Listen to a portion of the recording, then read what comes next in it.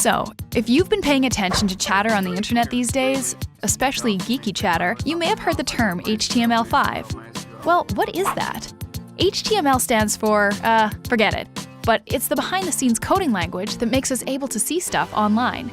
Since the original HTML was invented with the web over 20 years ago, it has gone through many updates, but it's been more than a decade since the last one, and in web terms, that's pretty much forever. I mean, like 10 years ago, we all still loved our digital watches. Oh wow, a calculator! So HTML has been a few steps behind changes on the web for quite some time. For example, when video came along, there was no way to integrate it naturally into HTML, so different companies developed their own video players to work around it.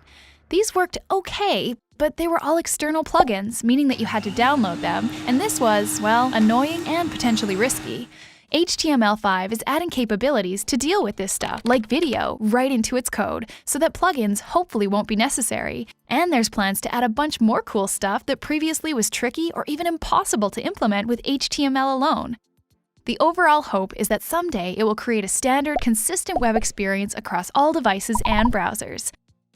HTML5 is still being developed, and as of early 2012 isn't 100% finalized, but the browsers are starting to implement some of its features, and together they are working hard to get HTML5 fully ready for, someday in the future.